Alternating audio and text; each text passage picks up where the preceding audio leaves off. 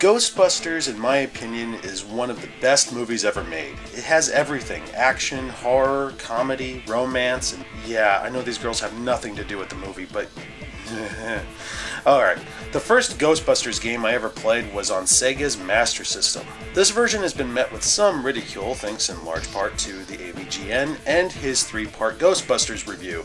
Personally, I feel it's a great addition to the Master System library. Let me explain. When you start a new game, you're asked to enter your initials. You're then given a message congratulating you on your new business venture, giving you $10,000 to start. You must then choose a vehicle. There are 4 options with varying speeds and item capacities. I'm not quite sure why any self-respecting fan of the film would want any vehicle other than the ambulance, but options are always welcome, I suppose. Once that's out of the way, you have to buy your equipment: PKE meters, ghost traps, ghost bait, ghost vacuums, marshmallow detectors, and so much more.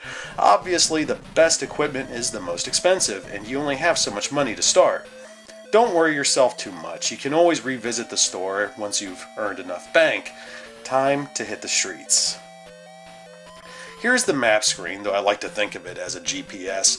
There's a lot of shit happening here. Your bank statement's always visible, as is a PKE meter that monitors all paranormal activity in the city. No, not that kind. It also serves as a countdown. The meter has 3 stages: blue, yellow, and red. As it increases, the Ghostbusters will receive more calls, catch more ghosts, and make even more money. Greed is good here, because that's the only way you'll enter the Zool and fight Gorza. Yeah, Gorza. It even says that shit in the instructions.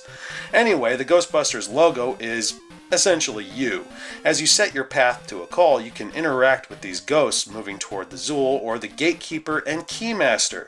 Touching ghosts slows them down, which will keep the meter from filling up so fast, but you never ever want to touch these motherfuckers. If you do, they'll take your money faster than 3 kids and a mortgage.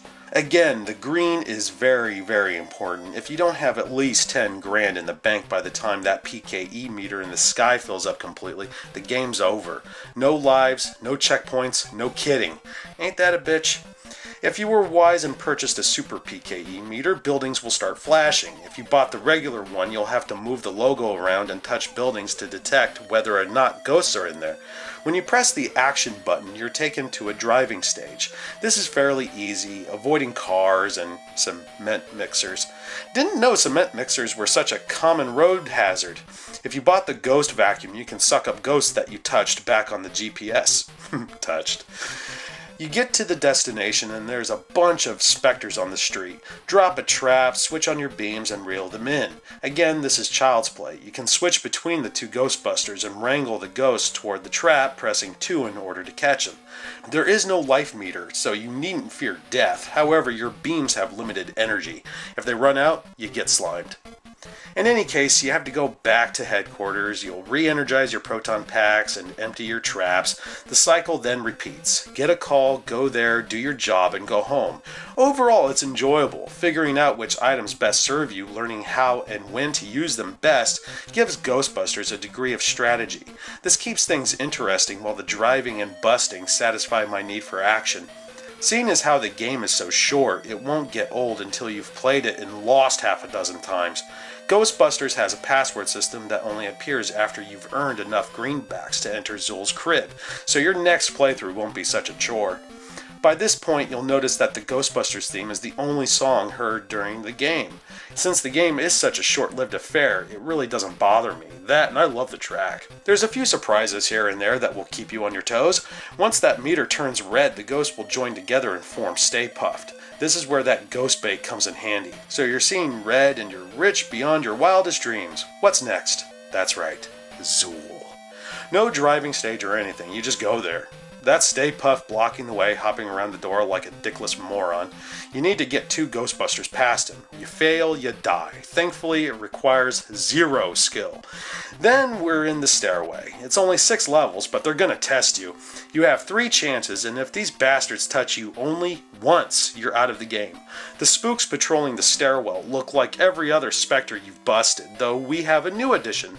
This dish-throwing ectoplasmic piece of head cheese. This pecker's been been the bane of my ghost-busting career since 1989, and I still hate him to this day. Oftentimes he can hurl several plates across the screen before you can even get a shot off.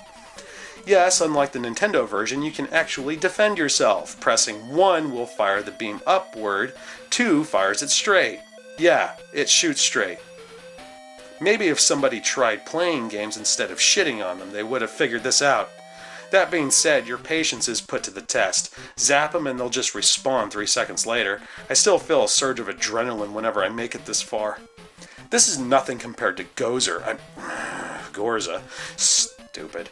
You have the terror dog spitting fireballs at you as Gorza shoots lightning.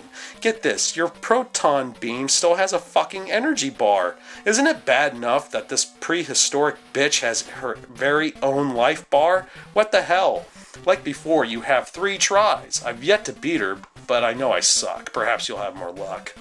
Now, does this really strike you as a horrible game? Sure, it could have been a basic platformer where you just blast ghosts, but wouldn't that have been obvious? With Ghostbusters, the developers dared to try something different while giving gamers multiple experiences. I mean, it's not just a shooting game, it's not just a driving game, and it's not just a strategy game. It gives you a taste of each. If you ask me, all these elements work, and they both look and sound good doing it. Pick this one up. It's worth a shot.